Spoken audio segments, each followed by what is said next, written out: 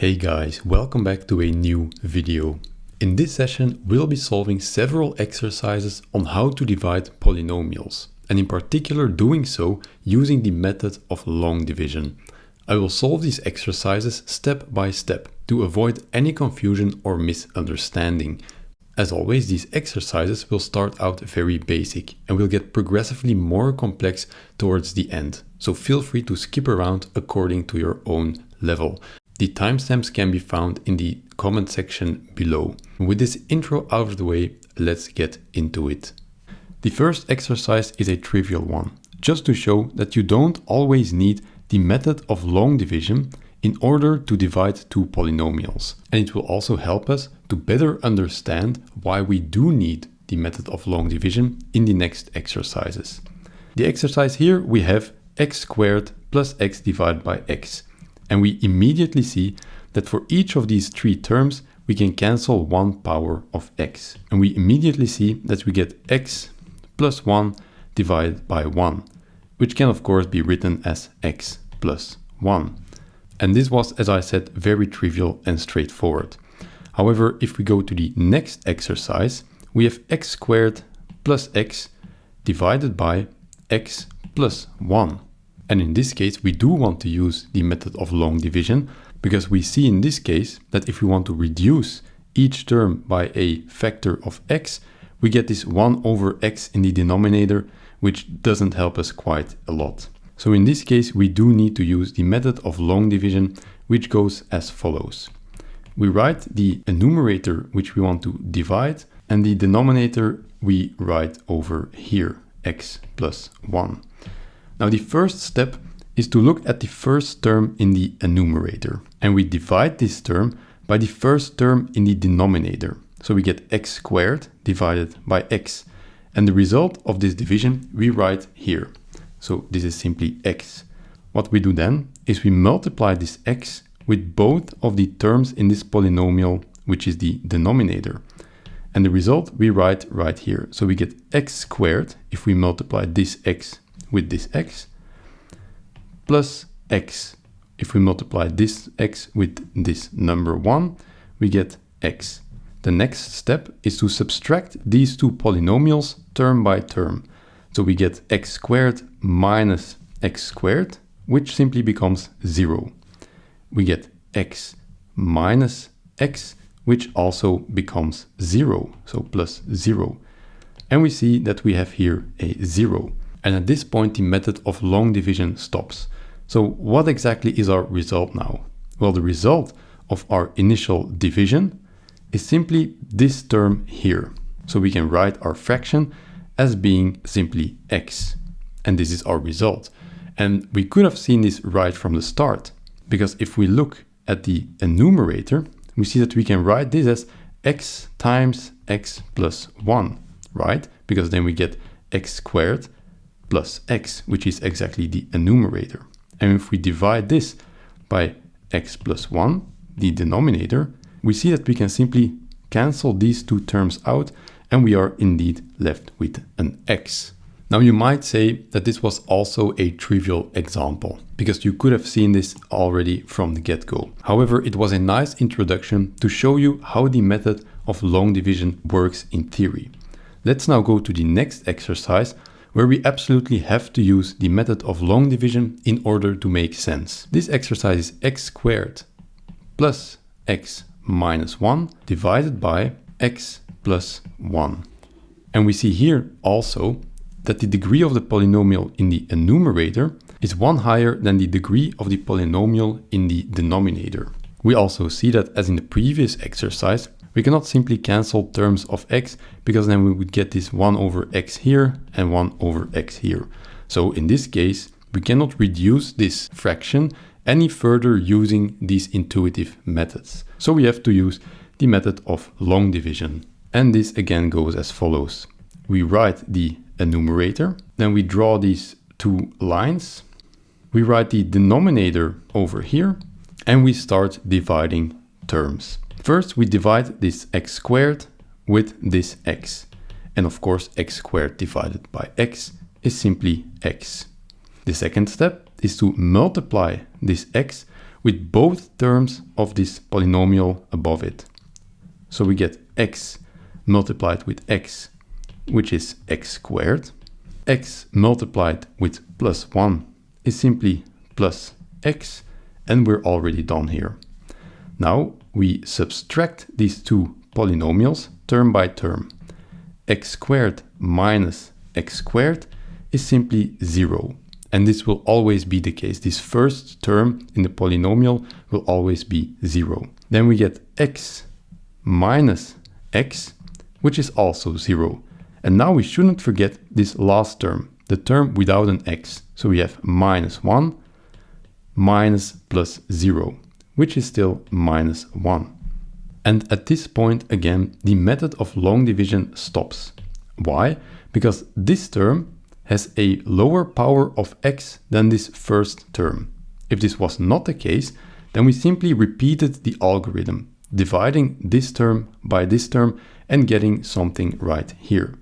So the method of long division is ended here. However, what is now the result? Well, again, the result will be x. However, now we still have this minus 1 here, which will be called the rest term. So we can write the solution as follows. Our solution will of course be this x, so it will be x. And now this rest term is what remains. This means that we get minus 1 divided by our original denominator. And again, this minus 1 simply comes from this method of long division, and the rest term still has to be divided by x plus 1.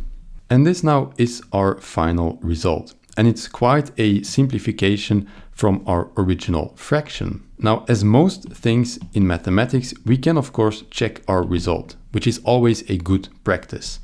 In this case, it's very easy to check our result, because we found that our original fraction, x squared plus x minus 1 divided by x plus 1, is equal to x minus 1 over x plus 1. So how can we now check whether this is true?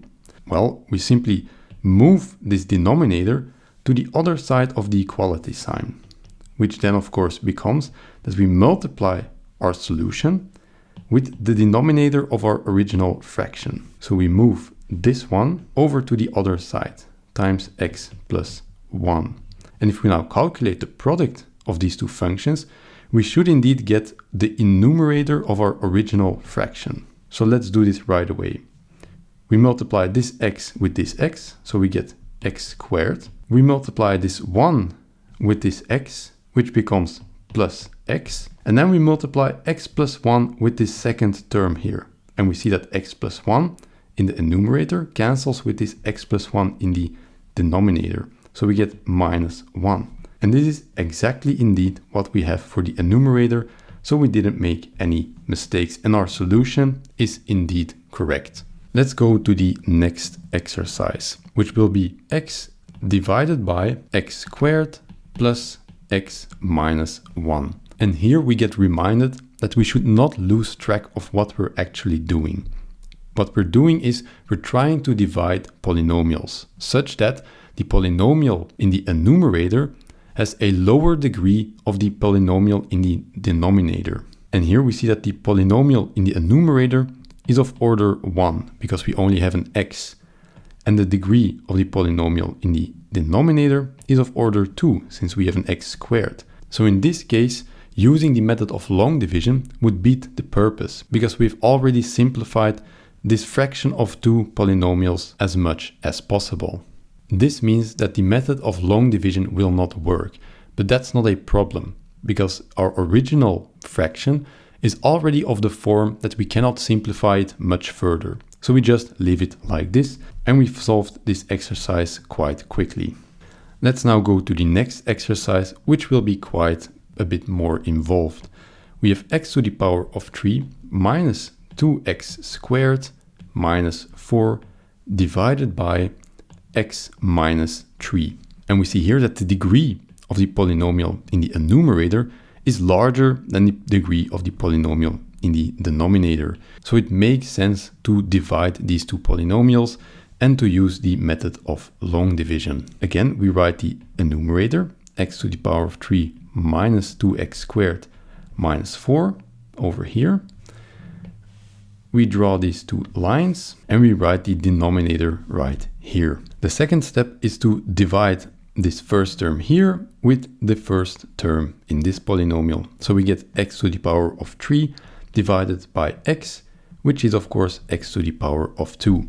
The second step is to multiply this x squared with both terms in this polynomial above it. So we get x squared times x, which will of course be x to the power of 3. Then we get this x squared times minus 3, which will be minus 3x squared. The next step is to subtract these two polynomials. So we get x to the power of 3 minus x to the power of 3, which will always be 0. Then we have negative 2 times x squared minus negative 3 times x squared, which simply results in x squared. And then we should not forget this term without an x. So we have minus 4 minus 0, which of course remains minus 4. In the previous exercises, we were done at this point. However, we see here that the highest power of x in this polynomial that was the result of our subtraction is still larger than the power of x that we have in the polynomial by which we are dividing. This means that we simply continue doing the steps that we did before. The first step is dividing this x squared by this x. So we get plus x because x squared divided by x is x. The next step, of course, is to multiply this x with both terms of this polynomial. So we get x times x, which will be x squared, and we get x times minus 3, which will be minus 3x. Again, we subtract these two polynomials, and we get that x squared minus x squared is of course 0. For the next term, we see that in this polynomial, we do not have a term with x. So we simply have 0 minus negative 3x, which is of course plus 3x. And for the last term, we have negative 4 minus 0, because in the second polynomial, we do not have a term without an x. So this simply becomes minus 4. And at this point, we are still not done, because we see that here we have an 3x, and here we also have an x. And as long as the power of x in this polynomial is equal or larger than the highest power of x in the polynomial that we're dividing by, we simply repeat all of these steps. So the first step is to divide this 3x by x, from which we simply get 3. And then the next step again is to multiply this 3 with both of the terms in this polynomial. So we get 3 times x is 3x, and 3 times minus 3 is minus 9. And again, we subtract these two polynomials.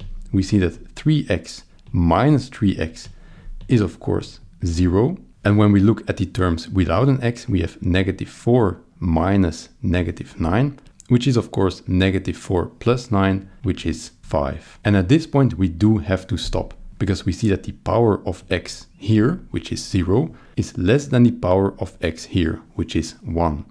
So we have to stop, and we have our result. Again, our result will be this polynomial, and then this rest term. So how do we write our result? The result will be x squared plus x plus 3, which is the polynomial that we found here. And we still have to take into account the rest term, which is plus 5 divided by x minus 3, simply the polynomial that we had in the beginning in our denominator. And this will be our final result of the division of these two polynomials. Again, we can easily check this result by multiplying the denominator of our original division, so x minus 3, with our total result. And what we should get, if we didn't make any mistakes, is the enumerator of our original division. So we multiply x minus 3 with our result, which is 5 divided by x minus 3 plus x squared plus x plus 3. And let's see if we indeed get x to the power of 3 minus 2x squared minus 4. So we get first this x minus 3 times this first term will simply be 5 because we can cancel these two terms. So we get 5. What we then do is multiply this x minus 3 with x squared. So we get plus x to the power of 3 minus 3x squared. Then we multiply this x minus 3 with x. For this we get plus x squared minus 3x. And to end off, we multiply x minus 3 with this last 3, and we get, of course, plus 3x minus 9. Let's see what we can simplify here. So we have minus 3x plus 3x, which drops out. So we are left with x to the power of 3, which is this term. Then we have minus 3x squared plus x squared, which is of course minus 2x squared. And then we are left with plus 5 minus 9, which is of course minus 4. And this is indeed exactly the enumerator of our original division. So we didn't make any mistakes, and this is indeed our result. Let's now go to the next exercise, which will be the following. We have 4x squared minus 12 plus 9 divided by 2x minus 3. And again, we verify that the degree of the polynomial in the enumerator, which is 2 in this case, is larger than the degree of the polynomial in the denominator, which is in this case 1. And because 2 is larger than 1, it makes sense to perform a division of these two polynomials. So we could go right ahead and start with the algorithm for long division. However, for this particular exercise, it might pay off to just stare a little at this enumerator. And more specifically, we see that it can be written as 2x minus 3 squared. And we can see this directly by using the formula that a plus b squared is equal to a squared plus 2ab plus b squared, which makes it pretty obvious that we can write it like this.